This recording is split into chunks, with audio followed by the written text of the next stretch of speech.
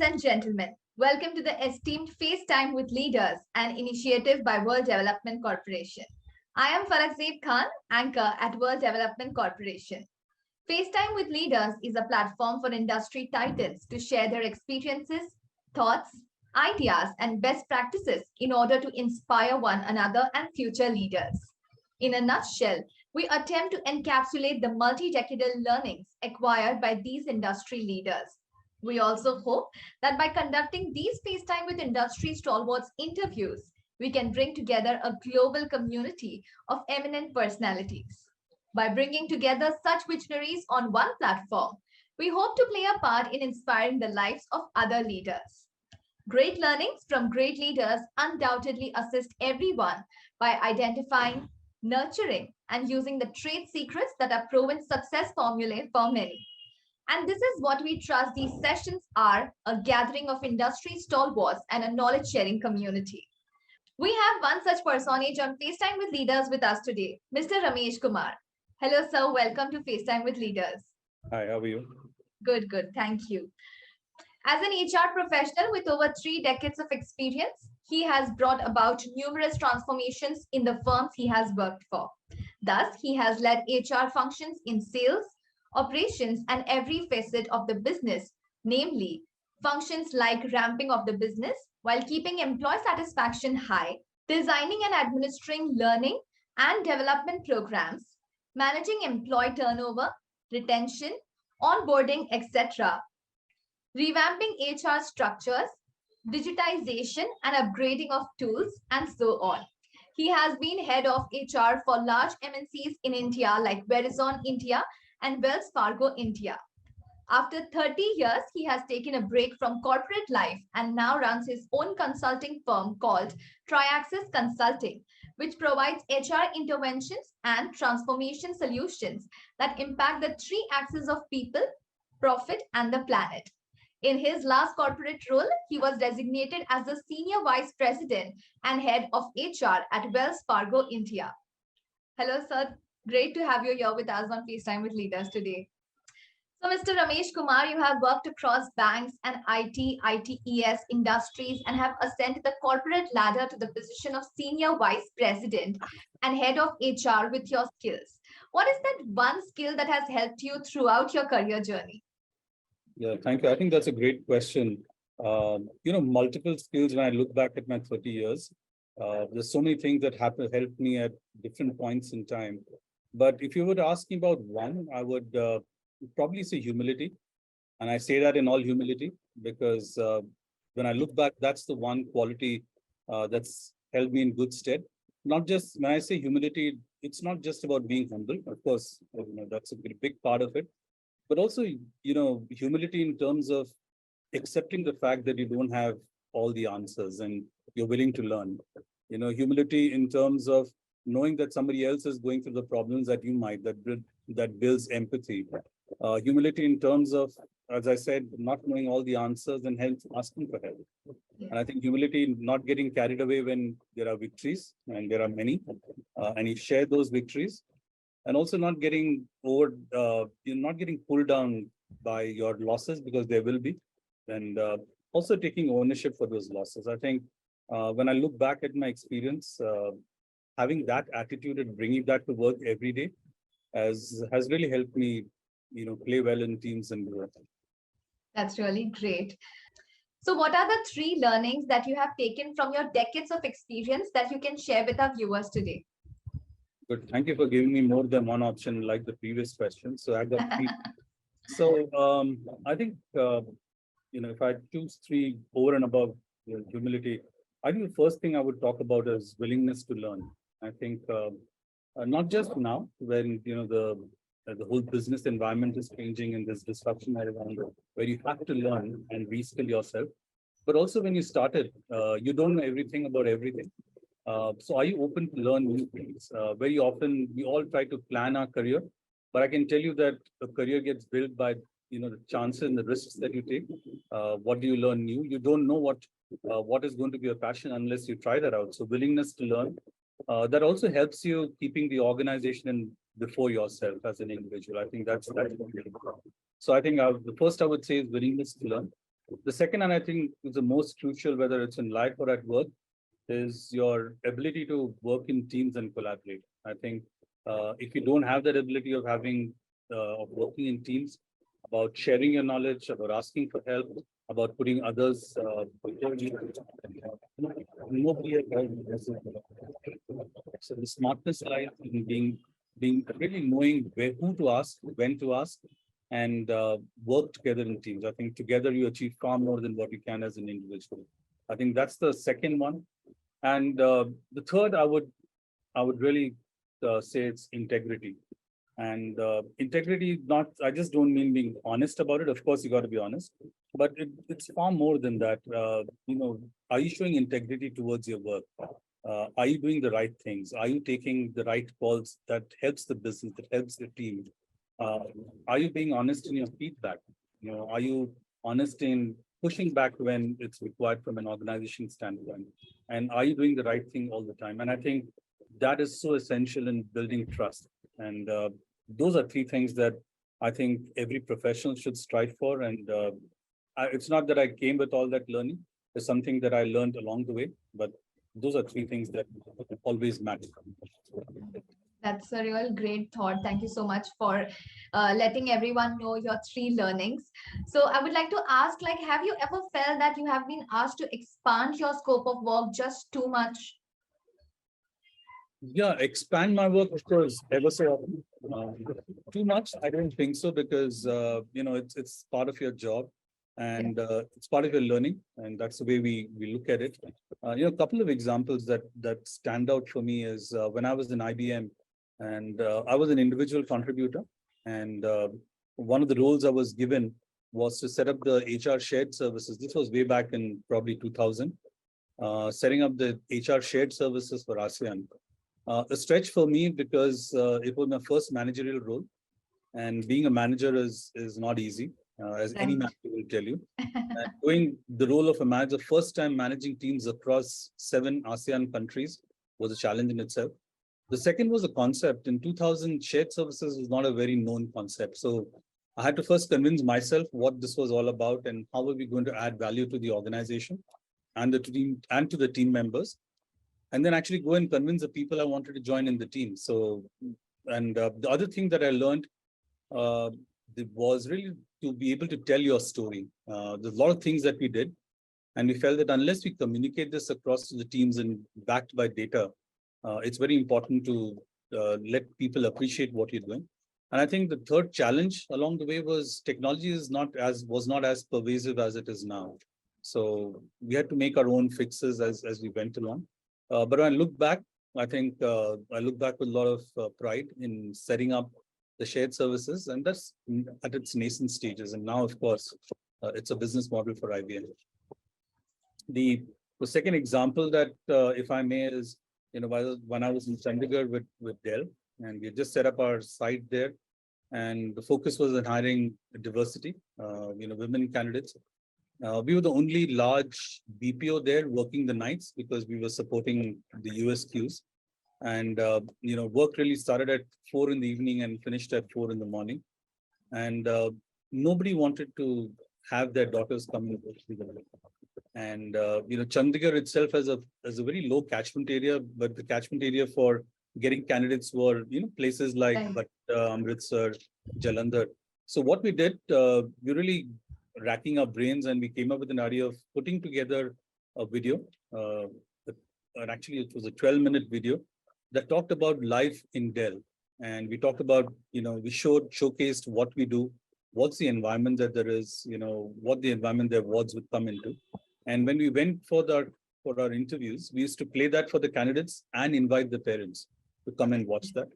And then when the daughters joined, we used to call the parents over for a hiking on the day one of their joining, so they can meet the leaders, move their facilities. It's not something, when you look at it, not traditional HR, but it's something that was a business challenge where, when I look back, the HR team really stood up to meet the business challenge.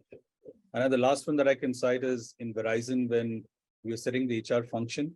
I was also tasked with setting up the entire diversity and inclusion function for Verizon. And we did that, and we did that pretty well, because in the third year of us setting it up, we were in the top 10 of the best places to work, the Avatar best places for women to work in India. So yeah, I think it's a constant being asked to stretch. And I think, as I said before, willingness to learn. You must take these challenges up, because you learn, you achieve, and your team achieves. I think you provide an opportunity for your team to achieve as well. That's really commendable, and just how you mention about the work for women and everything. That's really, I mean, to get the trust of people is also very much Yes, important. Hmm. So when absolutely. did you get the first board exposure? Yeah. The first board experience was in Verizon. And when I joined as the head of HR, I was also told that I'm going to be a full-time director. And this was the first time, and I really didn't know what a director really was, and the board. But let me tell you, it's a nominal board, because it was a fully owned subsidiary of Verizon Incorporated, the parent company in the US. So it was a nominal board, and we were not listed in India. We were not generating any profits in India, but it was more governance in terms of the operations here.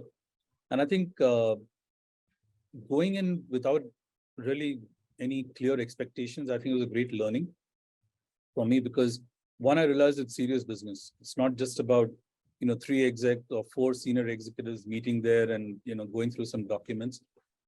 It was my first really tryst to look at the entire big picture of the organization, not just HR, not just business challenges, but financial data, and data that looks forward. And also the ability to, and the requirement to ask the right questions. And I think that was important, because you're signing off on the strategy, and it's very important, and you're expected to ask the question. So, and I think great experience, and I understood the value that a good, effective, functioning board can bring to any organization. So, Mr. Kumar, when we talk about ESG, have you ever felt a need for a better ESG integration? Yeah, and I think that's picking up steam now, and I think we talk a lot about it, but I think it's not just about good intention, and I think it makes a lot of business sense as we go along, and if you take a minute, I'll explain that as well. It's very important for us to really integrate those good intentions into business, into your strategy, into how you implement it. I mean, are you making prudent investments? Are you providing a safe environment? Are you looking at sustainable innovation? I think those are things that need to be embedded into how we work in an organization, and there's a lot of scope to do that. In fact, there's research that shows that, in fact, he invited the research that nearly 98% of institutional investors look at non-financial data. So they're really looking at how the organization is doing and their commitment towards ESG before they really invest into the organization. The other thing is, there was a survey that was done by JP Morgan on consumer behavior, and they just asked a question saying that, would you buy from companies that show more commitment towards environment? And data is surprising. Most European companies were around the 47%. US and Singapore were at upwards of 50%. So you can see that consumer behavior is changing based on your focus and commitment, or the organization's focus and commitment towards ESG. The workforce profile is changing. It's no longer just profit. It's profit with purpose. And the employees tend to believe and associate themselves more with organizations that show a commitment, a real commitment, not just in terms of intentions, Right. but pervading it out. So it's very important. And the way to do it is, one is to include that into your strategy. The second part is, while you're implementing it, looking at supply chain, looking at your vendors, looking at how your sustainable innovation, neutral resources that you're looking at. And I think the most important thing is, not just getting the data right, but getting the right data. So I think that's very important. And if I connect it to the previous point I made when I had my experience with setting up the HR shared services, it's about telling your story. It's about communicating to everybody, to your shareholders, to your employees, to your vendors, to the community at large, about your commitment. And I think it makes not just sense for the environment, it makes a lot of business sense. So when we talk about technology, Mr. Kumar, how much have you seen the HR field changing with technological introductions? And with the technological surge of late, how do you expect the alteration of the course of business? Yeah, I think I've been lucky to see the entire gamut of changes in HR. I remember when I started my career in 1992, we used to still sign attendance registers in our organizations. Leave applications used to be physical application. The performance management system used to still be done in paper. Right. And one of the big jobs of HR was to collate it, get everything together, store it. I'm sure if you asked, folks who are coming into HR in the last year or so and say we had huge personal files, you'd wonder what those personal files are. So we've seen that change from where we started. I think the big one for me when I look at the changes is that access to information has got democratized, and I think that's a big one. I started from a place where HR had the power of the policy, of knowing the policy that no one else did, to a stage where it's available at a click of a few buttons on your phone. So the entire thing is digital and available to everyone. And I think that's the way it should be. I mean, people should be aware, people should be, utilize those policies, the benefits, give us feedback on how to do a better job. So I think the whole technology has improved access to information. It has made the employee experience, enhanced employee experience in terms of the benefits that we're able to provide. I mean, when I joined, I couldn't imagine that I could stay at home and do a Zumba class, though I don't look like I do Zumba too much. But, that's a facility we're able to provide our employees. The whole thing about, we had huge number of people answering queries, and now we have chatbots with, artificial intelligence and machine learning. The Internet of Things has changed a lot. I mean, we are able to sort out and parse resumes, large numbers, far more easily and effectively than we used to do. Yes. And I think there's more that we can. In fact, if I can say that with new, platforms like Workday coming in, HR can do its entire work in a absolutely paperless manner. I mean, right from the resumes coming in to offers being made to your development plan, your role changes, right down to exit. I mean, we can do that without paper, and it can be at the fingertips of the employee through their mobile devices. And I think that's a huge change we've seen in HR. And I think that's made HR needs to adapt as well. And I think that is something that we need to look at. There are no longer traditional team structures that we were used to. When everything is moving agile, you don't have a team structure anymore. You have a group of people coming in doing short sprints and going back into a different work.